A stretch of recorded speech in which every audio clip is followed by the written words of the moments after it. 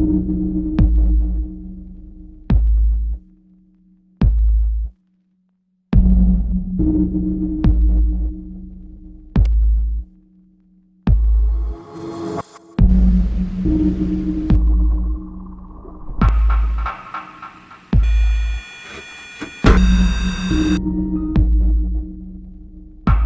我发现他的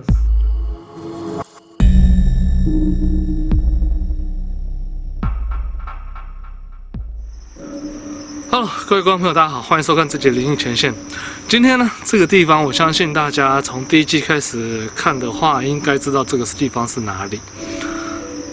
今天其实不是要拍这里的，本来是要去拍一个钓鱼池，就是海钓场，但它那个地方没有办法拍摄了，所以呢，我决定再就地重游一下，拿着新的机器来看看。在这边能不能捕捉到什么样的一个状况？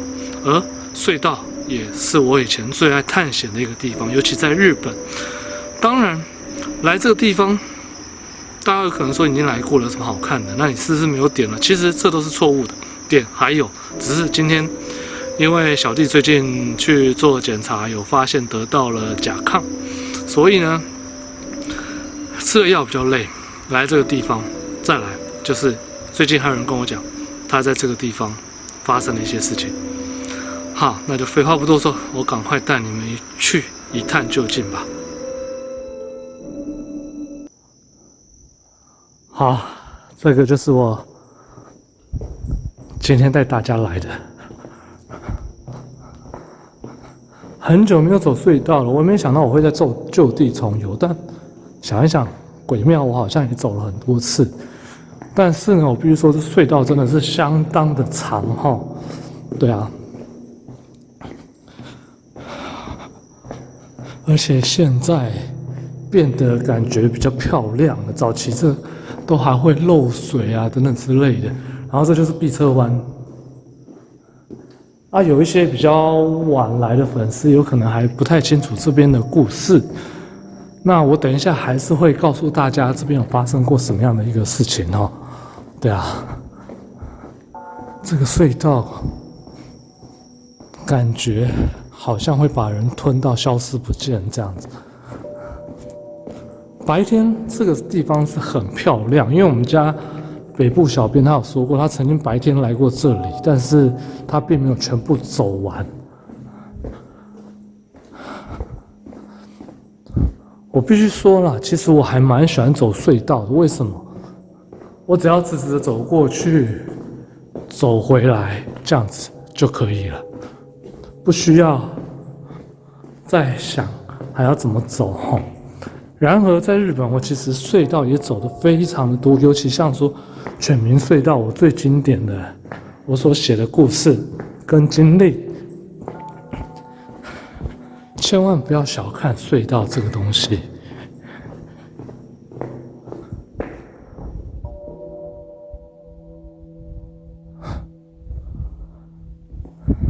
应该是我听错了哈，应该是我的回音，因为其实在隧道讲话都会有回音，然后我刚刚就好像听到隧道里面有人在讲话的声音。为什么避车弯我都会刻意的拍一下呢？因为待会要介绍给大家的一些事情。有可能就跟这些避车弯有关系哈。这里要放扫把。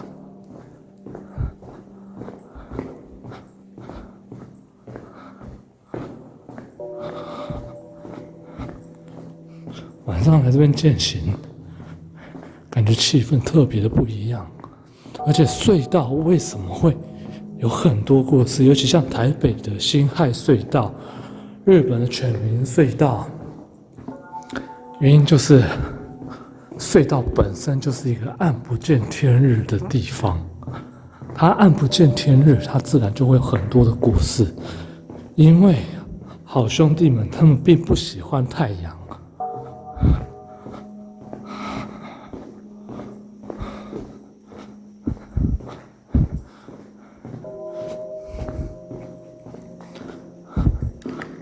走完第一个隧道了。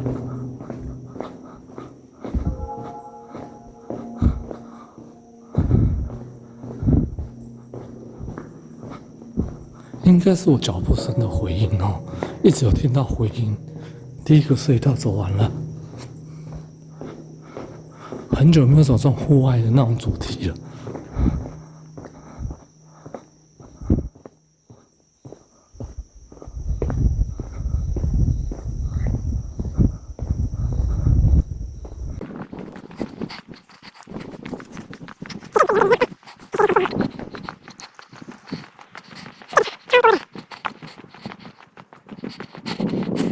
我还记得我第一次来这个地方的时候，那个时候走完第一个还好，走完第二个我就觉得有点不太对劲，所以那个时候我感应的地点就是这个隧道，走过去之后，远离人群，然后呢，发生事情不管走左边还是右边，你怎么跑都一定要经过隧道。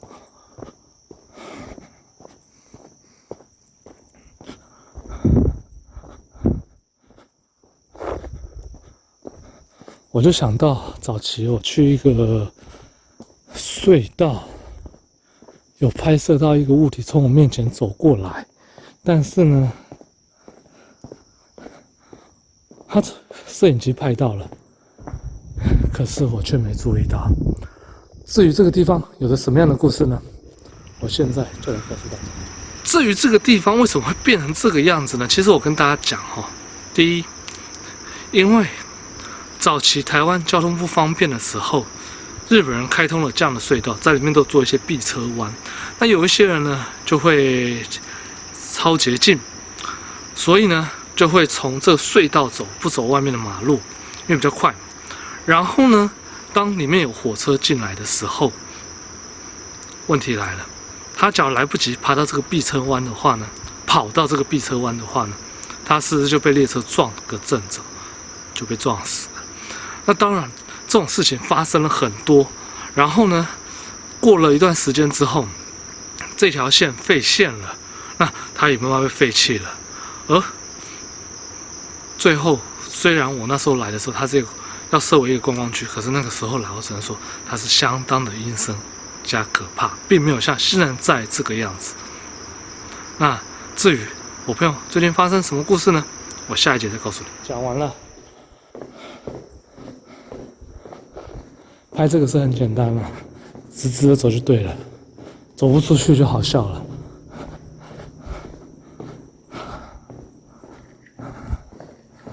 那其实很多人都有说，为什么我会那么喘？其实小弟最近有去做检查，发现了我那个甲状腺亢进的一个状况哈，所以说我确实比较容易喘，这样子。其实你看哈，它是一个捷径，可是这个隧道的避车弯一个一个距离隔得相当的遥远。假如真的发生了什么事情的话，要怎么躲？然后这里面隧道本身又比较潮湿，那潮湿的地方呢，就某方面来讲，它也是比较容易聚阴的一个地方。白天或许它有很多人气，可是到了夜晚，它就可以瞬间摇身一变成鬼境。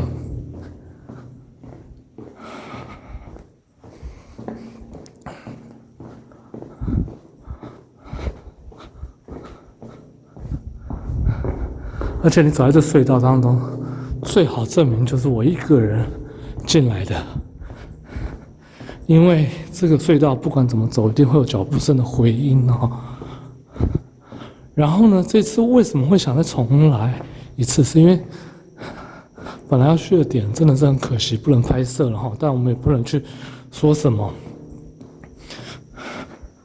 而且现在多了那么多器材，早期来用的那些器材那么少，所以呢，我打算用新的器材来感受一下以前曾经来过的地方，看看有没有新的器材，再去捕捉到一些比较不一样的东西。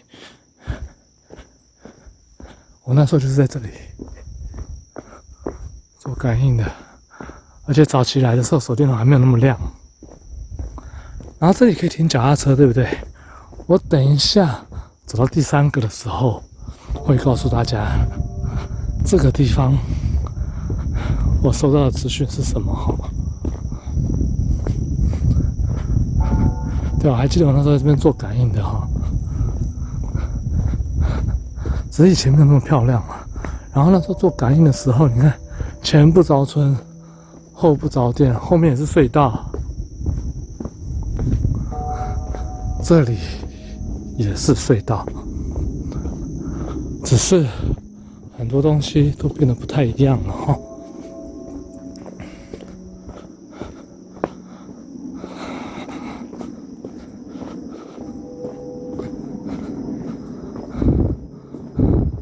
对啊，这里都没有路交，出的是怎么跑都没有用。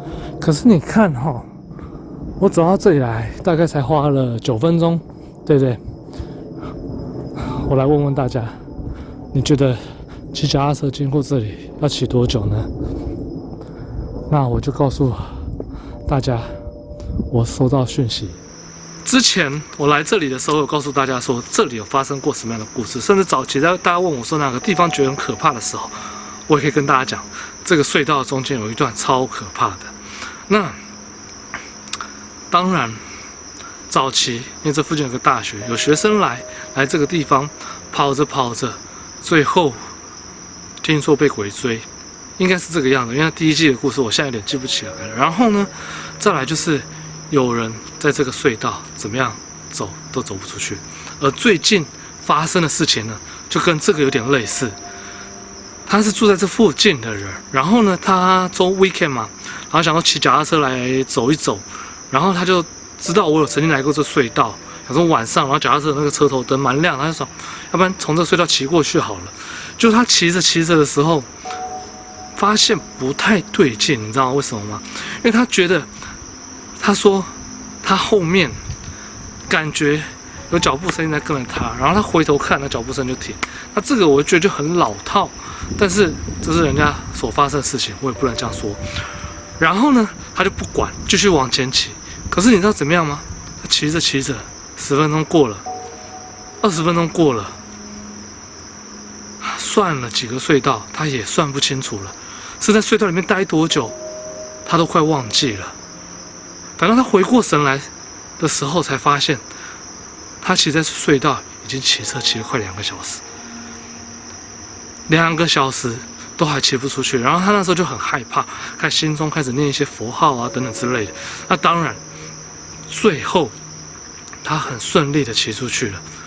可是他说，我之前就已经讲过这个故事了，他不信邪还跑来这边，以后他不会再过来。好，那最近所发生的故事跟我得到资讯就是这样子。那我们把剩下的景给看完吧。好，讲完了哈。你看，这种砖造的隧道，说坦白，其实还蛮漂亮的。啊，是我的回忆吗？而且走隧道的恐惧在于，你看不到后面，后面发生了什么样的事情，你都不知道。然而，它因为是一个隧道，所以我这一次会少拍一个东西，叫做360哈，因为上一集有拍360哈。然后你看，走到这个隧道来，我大概花了10分钟。你想想看，那个人走了多久，对不对？好，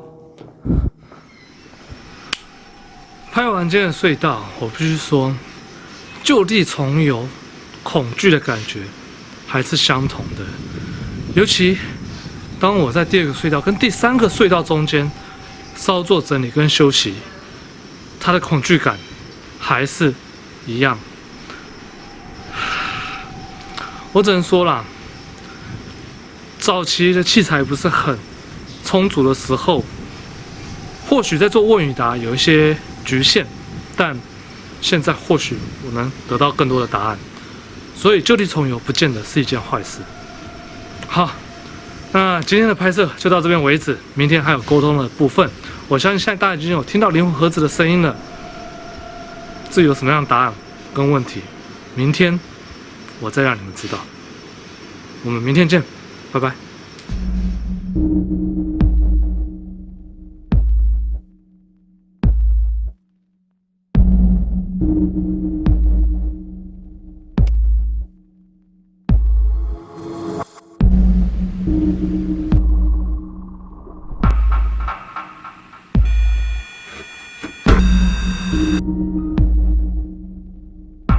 而我发现他的死。